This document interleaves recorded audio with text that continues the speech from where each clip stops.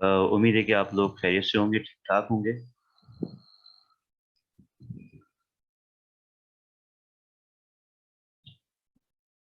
अच्छा जी, एक दो टॉपिक हैं जो स्पेशली मैंने निकाले हैं, एग्जाम में पूछे जा सकते हैं, थोड़ा सा ट्रिकी हैं, इम्पोर्टेंट हैं, तो उसको हम डिस्कस करते हैं आज की और कल की क्लास में। कल भी एक क्लास होगी हमारी 9 से 10 बजे तक। तो दो टॉपिक हम डिस्कस कर रहे हैं आज। एक है व्हाट इज एग्जिस्टेंशियल इंपोर्ट, ये हम डिस्कस करेंगे। और एक है हमारे पास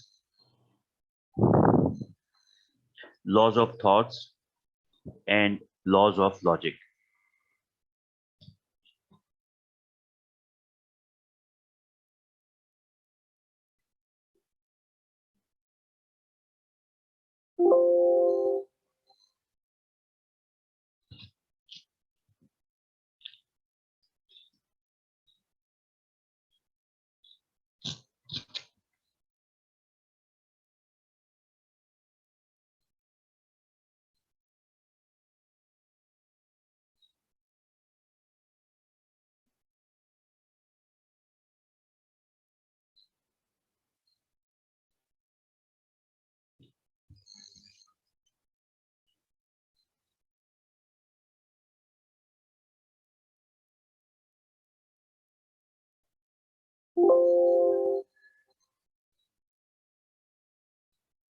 तो सबसे पहले हम डिस्कस करने जा रहे हैं what is existential import.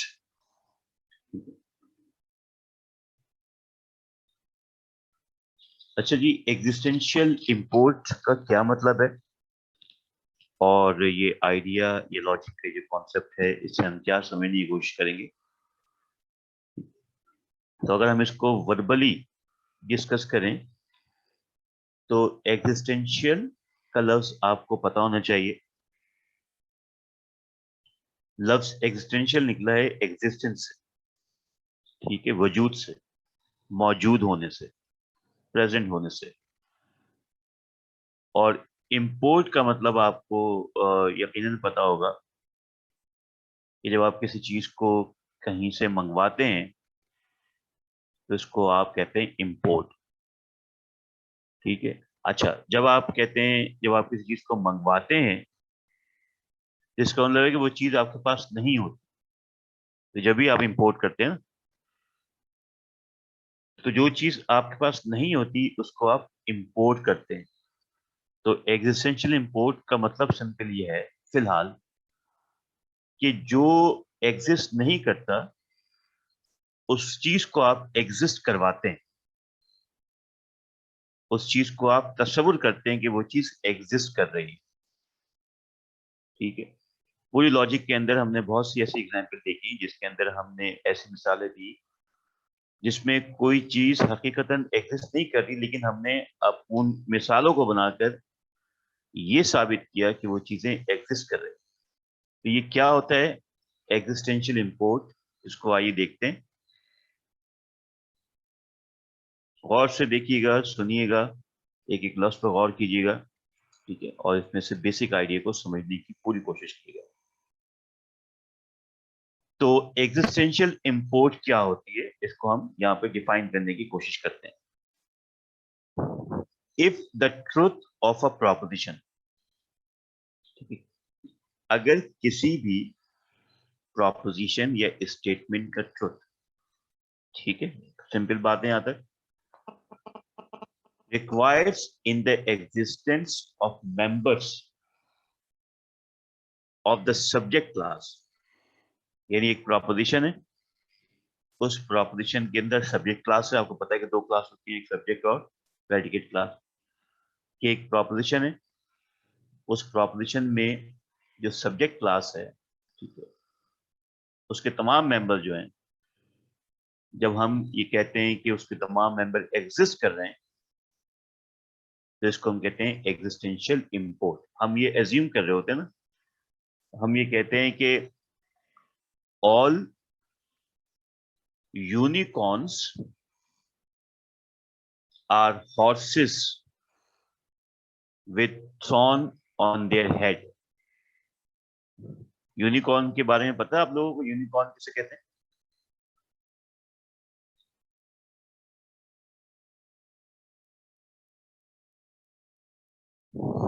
Anybody knows about unicorn?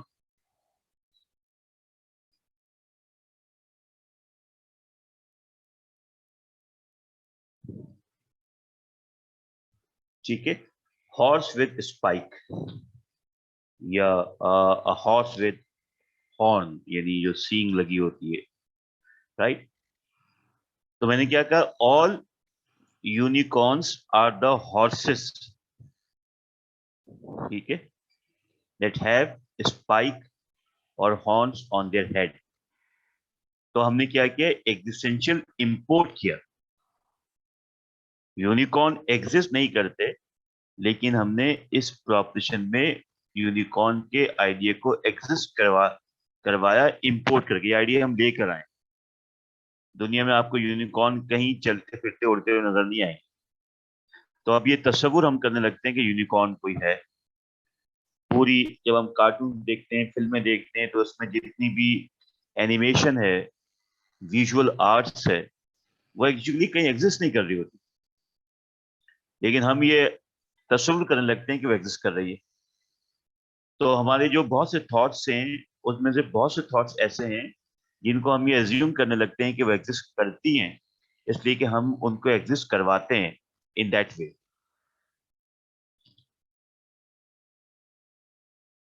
एक और मिसाल, ऑल डायनासोर्स,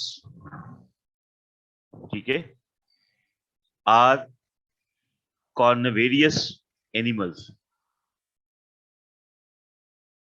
अब डायनासोर्स एग्जिस्ट नहीं करते अगर आप में से किसी ने जुरासिक पार्क देखी है, ठीक है, और जुरासिक पार्क के कोई भी आपने पार्ट्स देखे हैं फिल्म के, तो उन फिल्म को देखकर ये तस्वुर हमारा बढ़ जाता है कि डायनासोर जो हैं वो, उसकी तमाम क्लासेस, तमाम मेंबर्स एग्जिस्ट करते हैं।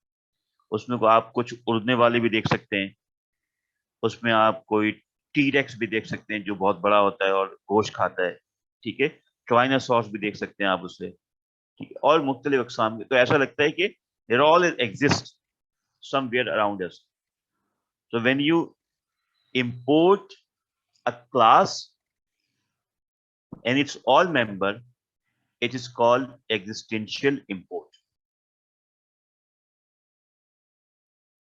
अब इसकी टेक्निकल टर्म्स क्या है? I and O propositions have existential import, ठीक है, यानी हम जो existential import को क्रिएट करते हैं वो I and O proposition से क्रिएट करते हैं या शुरू करते हैं। यानी हमें यूनिवर्सली या तो हम एक्सेप्ट कर रहे होते हैं किसी चीज के एग्जिस्टेंस को, या हम यूनिवर्सली किसी चीज के एग्जिस्टेंस को डिनाई कर रहे होते हैं। अगर आप किसी चीज के एग्जिस्टेंस को एक्सेप्ट कर रहे होते हैं तो वो भी, उसका भी एग्जिस्टेंशियल इंपोर्ट होता है। और अगर आप किसी चीज के एग्जिस्टेंस को डिनाई कर रहे होते हैं यूनिवर्सली, तो डिनाई के लिए भी तो आपको सोचना पड़ेगा। आप ये कहेंगे कि नो यूनिकॉर्न्स एग्जिस्ट, यानी कोई यूनिकॉर्न नामी चीज एग्जिस्ट नहीं करती।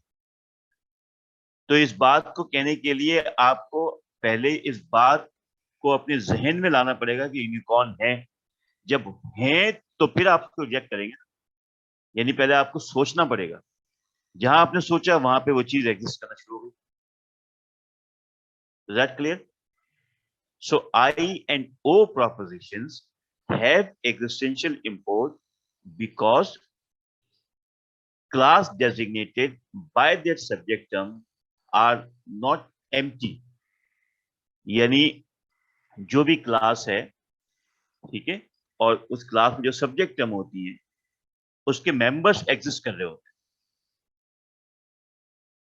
एम्प्टी का मतलब होता है, मतलब कोई ना कोई मेंबर उनका एक होता है। मसलन जब हम आई की बात करते हैं तो आई से हम क्या चीज इन्फर करते हैं? अगर आपको याद हो, subalternation. Truth implies from super to सब।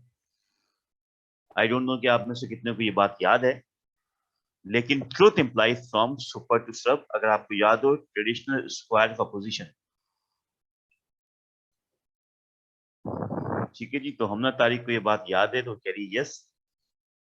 तो truth implies from super to sub का मतलब ये है कि ए से हम मूव करते हैं आई की तरफ। तो ए एग्जिस्ट कर रहा है तो उसका जो आई है वो भी एग्जिस्ट कर रहा है। इसका मतलब है कि उसकी जो आई की एग्जिस्टेंशियल इंपोर्ट है वो है आई प्रोपोजिशन। सॉरी, जो ए की एग्जिस्टेंशियल इंपोर्ट है उसको हम कहते हैं आई proposition.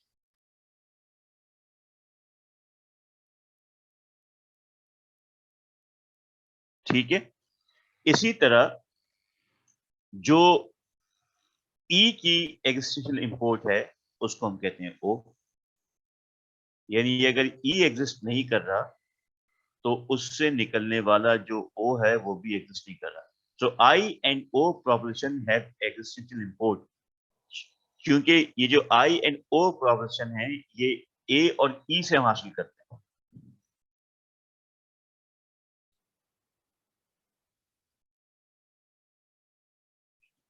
According to Aristotelian logic, existence existential import of I and O is possible because of A and E properties। जैसा अभी मैंने आपको बताया कि I and O की जो एग्जिस्टेंट इंपोर्ट है उनके एग्जिस्टेंस जो है वो पॉसिबल है।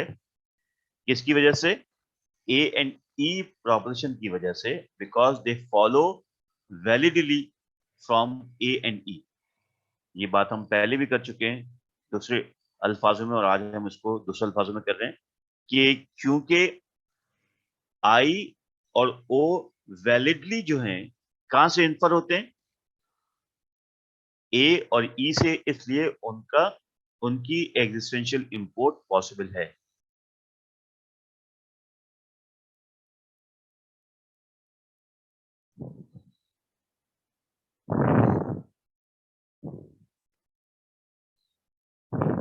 ठीक है, यहां पे उसी बात को एक्सप्लेन किया जा रहा है कि Aristotelian logic requires A and E proposition to have existential import because a proposition with existential import cannot be derived from a proposition without existential import।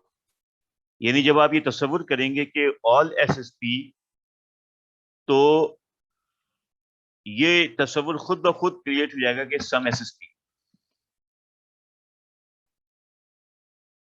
ये बात समझ में आपको कि जब हम ये कहेंगे कि ऑल एसएसपी, तो इस तस्वुर के आते ही एक तस्वुर खुद ब खुद क्रिएट हो जाएगा कि सम एसएसपी।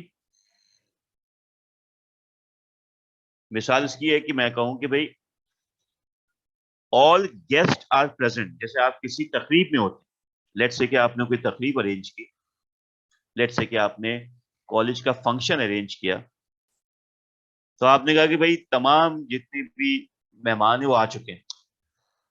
ठीक है, अच्छा ऐसा तो नहीं होता कि जब आप कहते हैं कि तमाम मेहमान आ चुके हैं तो आपने सब गिना हुआ होता है, एक एक आप देख रहे होते हैं 100% सब आ गए होते हैं? ऐसा नहीं होता। लेकिन जब आप कहते हैं कि तमाम गेस्ट आ चुके हैं, तो इसका मतलब है कि कुछ गेस्ट आ चुके हैं, कम से कम कुछ तो होंगे ही होंगे। तो तमाम कहने का मतलब यह है कि कुछ ऑलरेडी उसके अंदर इंक्लूड हो गए।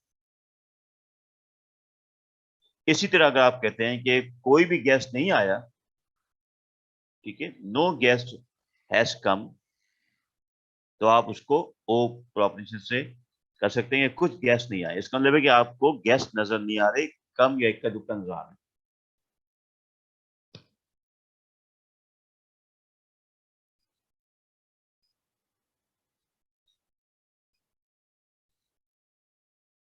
अब ये एग्जाम्पल देखिएगा आप। When we say all Spider-Men can fly, it means that we must believe first that Spider-Man exist। यानी बगैर स्पाइडर-मैन के एग्जिस्ट किए हुए आप ये स्टेटमेंट नहीं कह सकते।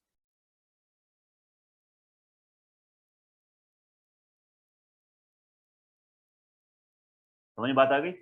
अब इससे एक बहुत बड़ा मसला हल हो गया। जब हम कहते हैं कि गॉड एग्जिस्ट, ठीक है, जब हम कहते हैं गॉड इज एवरीवेयर, तो इसका मतलब है कि बगैर खुदा के एग्जिस्टेंस को तस्वुर किए हुए ये जुमला आ ही नहीं सकता। यानी we must first believe that god exist. जब आप इस बात पर यकीन रखेंगे गॉड एग्जिस्ट, तो फिर ये जुमला आपको खुद ब खुद समझ में आ जाएगा कि गॉड इज एवरीवेयर। जब आप ये कहेंगे कि गॉड इज ऑल पावरफुल, यानी अल्लाह ताला जो है वो तमाम चीजों पर कुदरत रखता है, ठीक है, तो इसका मतलब ये है कि we must believe first that god exist. इसके लिए भी आपको ये पहले इस बात पर यकीन करना पड़ेगा खुदा है। जब आप इस बात पर बिलीव करेंगे खुदा है, तो उससे तमाम जो स्टेटमेंट है वो आप बिलीव करते चले जाएंगे। This is called existential import. Is that clear to all of you?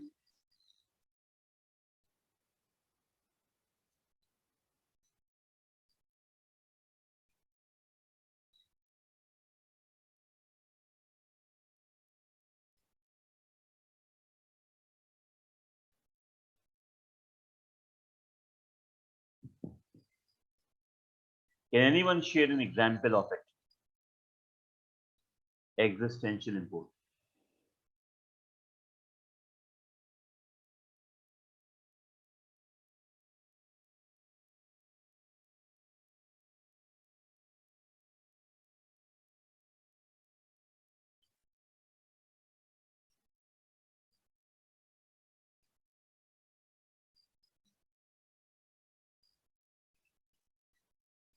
Ji, Haris, Sumama, Shiza, Saad, Mehrunnisa, Hinain, Iqra, Amna, Fatima, Nasir. Clear है बात सबको? If it is clear, please write yes and give examples.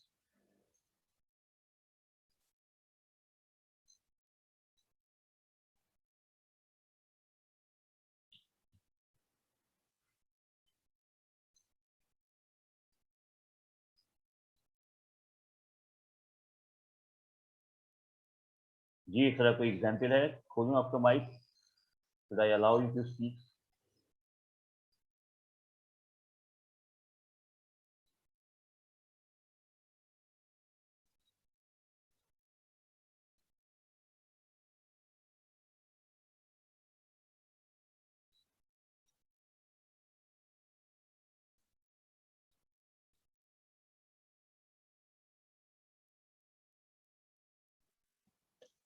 Sir सोच रही हूँ एग्जाम्पल। सोच रही हैं? अच्छा, सोचें और फिर शेयर कीजिए।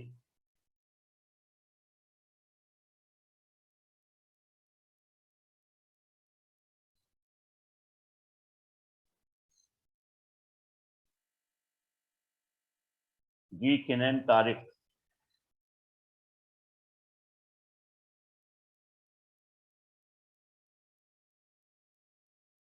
मेहरुन्निसा, अजीज।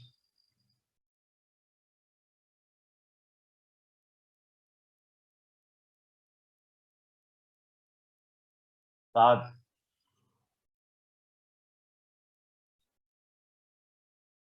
शिजा,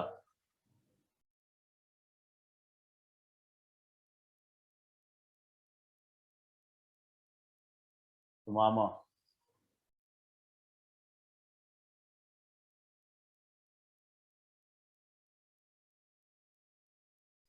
सैयद हारिस।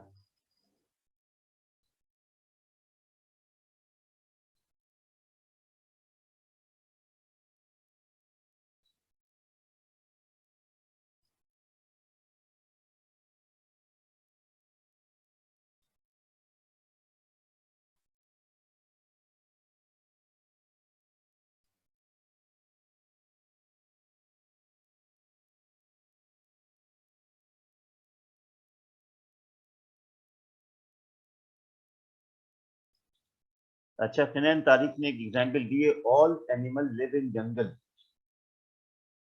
ठीक है, अब ये जो ऑल एनिमल्स लिव इन जंगल है, ये बताइए क्या ये इसकी एग्जिस्टेंशियल इंपोर्ट की जरूरत है?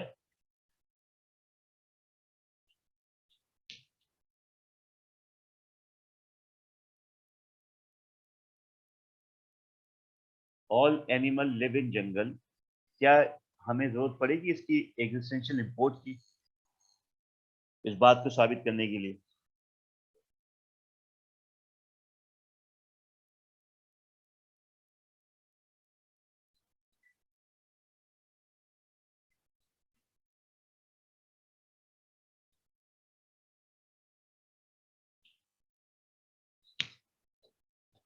There is a difference. गौर कीजिए, मैंने आपको मिसाल दी है स्पाइडरमैन की, मैंने आपको मिसाल दी है यूनिकॉर्न की, ठीक है, मैंने आपको मिसाल दी है गॉड की, मैंने आपको मिसाल दी है डायनासोर्स की। इन चारों एग्जाम्पल के अंदर क्या चीज कॉमन है?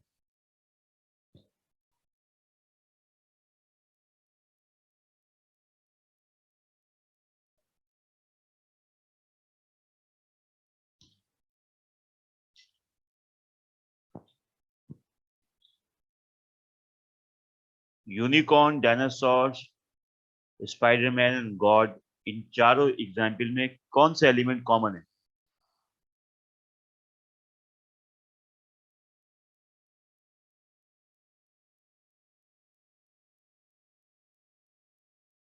They do not exist in the sense as the things really exist, ठीक है, ठीक है, ये वैसे एग्जिस्ट नहीं करते जैसे चीजें एग्जिस्ट कर रही होती। फाइजा का ये जवाब है और बिल्कुल सही जवाब है कि जैसे चीजें हमें एग्जिस्ट करती नजर आती हैं, ये चीजें हम तस्वुरात से एग्जिस्ट करके मानते हैं, ठीक है, इन चीजों को हम तस्वुरात से एग्जिस्ट करके मानते हैं। और अगर हम कहें कि all animal exist in the jungle, तो इसके लिए हमें तस्वुर नहीं करना पड़ेगा, इसलिए कि in reality they do exist, ठीक है, हमें इनको एज्यूम नहीं करना पड़ेगा। एज्यूम हम कब करते हैं? एज्यूम हम उस वक्त करते हैं जब चीजें एक्चुअली एब्स्ट्रैक्ट थॉट्स के अंदर मौजूद हो।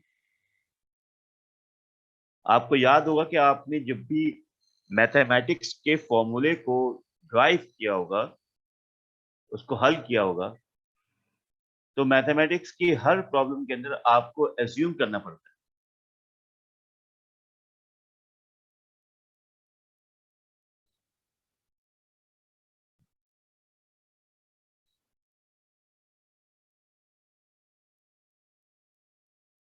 ठीक है।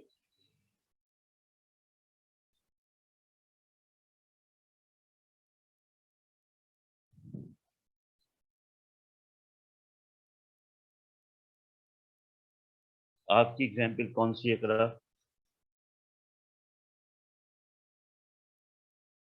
जी, tooth fairy will give you gift, बिल्कुल ठीक है, इसलिए कि इसके लिए पहले आपको ये बिलीव करना पड़ेगा कि कोई चीज होती है जिसको हम टूथ फेरी कहते हैं, और उसके वजूद को आपको तस्लीम करना पड़ेगा, फिर आप इस जुमले को डेफिनेटली इसका एग्जिस्टेंशियल इंपोर्ट डेवलप होता है। तो इकरा आपकी एग्जाम्पल सही है। एनएन ने एग्जाम्पल चेंज किए, all aliens have two faces, बिल्कुल, अब आपको एलियन को के एग्जिस्टेंस को एज्यूम करना पड़ेगा कि वो हैं, ठीक है। वैसे एलियन का मतलब एक्चुअली यहाँ पर ये भी हो सकता है, क्योंकि ये कंफ्यूजिंग वर्ड है, एलियन का मतलब ये भी हो सकता है कि अननोन।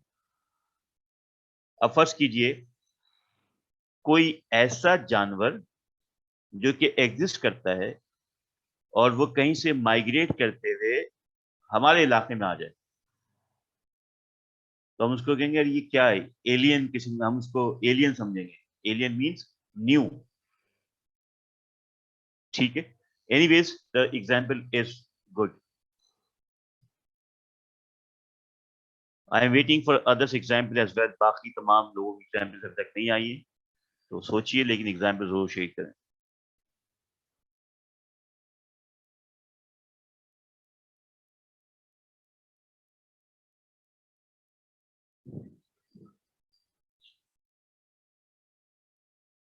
हमना की जो एग्जाम्पल है, some dragons are fire breathing.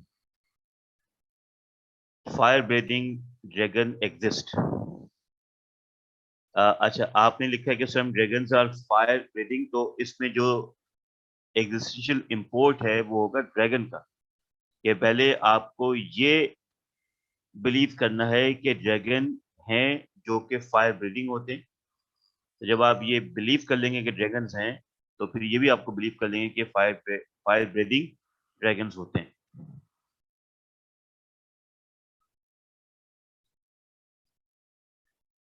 Pfizer कह रही है कि Santa Claus came from sky to fulfill my wish. Exactly. So you need to first believe that Santa Claus exists. Very good. तो ये दो स्टूडेंट ने एक ही तरह की एग्जाम्पल दे दी। इसका मतलब है कि नेट से कहीं से कॉपी कर लिया आपने, सुमामा और हमना तारिक, ऐसा ही है।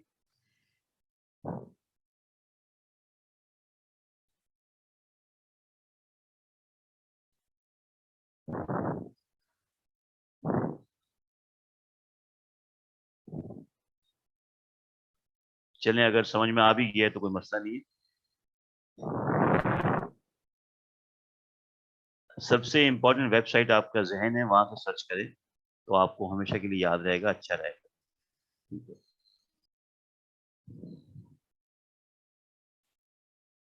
ओह, ये तो इकरा नाज ने बहुत जबरदस्त एग्जाम्पल लेके आ गई। अब इनकी अपनी क्रिएशन है, ये नेट से कॉपी की, लेकिन बड़ी इंटरेस्टिंग है। और यह है डेकार्ट। हिस्ट्री ऑफ आइडियाज में से ये डेकार्ट में से ये बेहतरीन एग्जाम्पल लेके आई है। Evil demon can deceive us. So what does it mean? कि पहले हमें इस बात को यकीन करना पड़ेगा कि इवल डेमन एग्जिस्ट। ठीक है, तो अगर ये आपने अभी अपने जहन से इसको कुरेद के निकाले तो बहुत अच्छी बात है कि आपके जहन में हिस्ट्री ऑफ आइडियाज कहीं मौजूद है। और अगर नेट से निकाला तो चलें, कोई बुरी बात नहीं है, एग्जाम्पल फायदेमंद ही होती है। ठीक है जी, तो यहां तक ये बात हो गई। और अब चलते हैं लॉज ऑफ थॉट्स या laws of logic.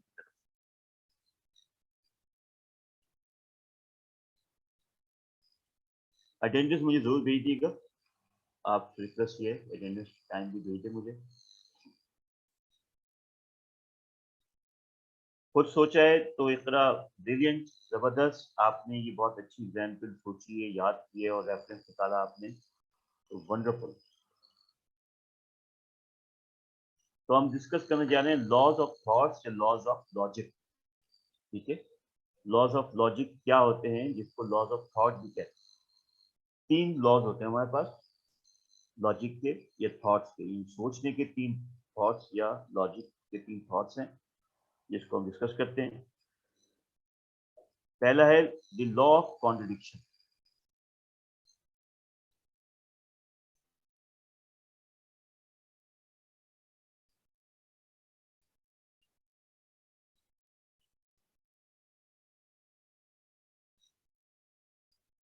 Law of contradiction ये कि आ यानी A can not be A and not A at the same time in the same. कोई चीज एक ही वक्त में दो तरह के एस्पेक्ट नहीं रख सकती। ठीक है, सेब एक ही वक्त में पीला और हरा नहीं हो सकता। ठीक है, सेब एक ही वक्त में पीला और हरा नहीं हो सकता, या तो पीला होगा या हरा होगा। इसी तरह गाड़ी एक ही वक्त में गाड़ी और मोटरसाइकिल नहीं हो सकती। My pen can not be blue and not blue at the same time, यानी ये नहीं हो सकता कि मेरा पेन जो है ब्लू है और ब्लू नहीं भी। किसी से ये कहें कि भाई मेरे पास जो पेंसिल है वो ब्लैक है और ब्लैक नहीं भी है, तो लोग कहेंगे कि ये कैसे पॉसिबल है। अपनी ही बात में आप क्या कर रहे हैं, कॉन्ट्रडिक्शन क्रिएट कर रहे हैं। So one thing can not be two thing at the same time, और it may not have the same aspect at the same time. You cannot be fool and cannot be fooled at the same time. एक ही वक्त में आप अक्लमंद और बेवकूफ नहीं हो सकते। एक ही वक्त में आप अक्लमंद और बेवकूफ नहीं हो सकते।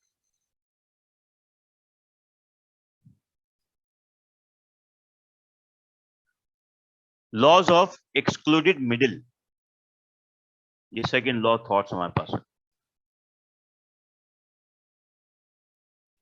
There cannot be an intermediate between two contradiction, but of one subject we must either affirm or deny. A statement must either be true or false, यानी कोई स्टेटमेंट या तो ट्रू होगी या फॉल्स होगी।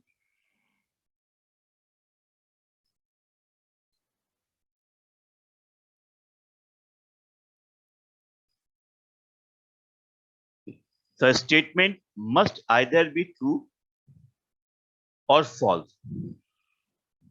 For example, either someone is present in the class or not present in the class. जैसे अक्सर कहते हैं, इकरा मुझसे कहती है कि सर जैन की अटेंडेंस लगा दें, वो रास्ते में है। तो वो रास्ते में है तो रास्ते में है, क्लास में तो नहीं है। ठीक है। या हमने मुझसे कहती है कि भाई इकरा जो है वो आई भी है, बस अब थोड़ी देर में आ रही है, उनकी प्रेजेंट लगा दें। तो प्रेजेंट का मतलब क्या होगा? प्रेजेंट का मतलब वो क्लास में है तो ट्रू है, नहीं है तो फॉल्स है, यानी एब्सेंट है। So there cannot be an intermediate between two contradictories, यानी दो अपोजिट कॉन्ट्राडिक्टरी के दरमियान की कोई सूरत नहीं हो सकती। है और नहीं के दरमियान कोई सूरत नहीं हो सकती।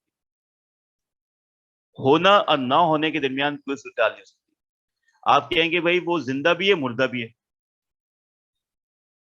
ठीक है, वो मर भी गया और जिंदा भी है। देयर इज नो बिटवीन और intermediary position between two extremes.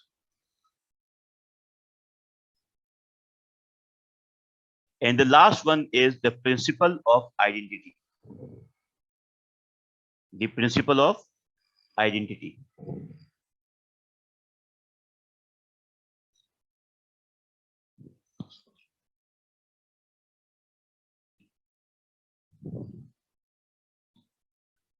First law में और सेकंड लॉ में फर्क यह है इंटरमीडिएटरी पोजीशन का, मैं भी आपको फाइनली एक्सप्लेन कर देता हूं, ठीक है।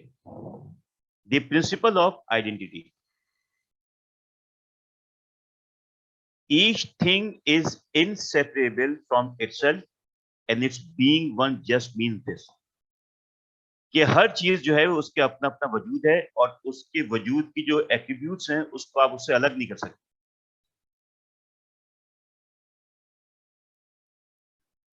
A hockey is a hockey and not a cricket bat.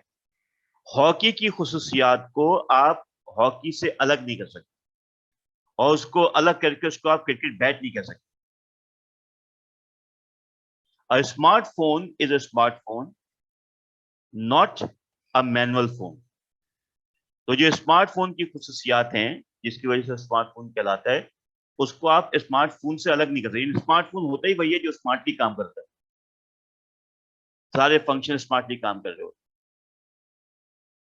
तो जब भी किसी भी चीज के एट्रीब्यूट्स को उसकी जात से आप अलग नहीं करके देख सकते, that is what we call the principle of identity, यानी हम चीजों को पहचानते हैं उनके वजूद की क्वालिटी के साथ।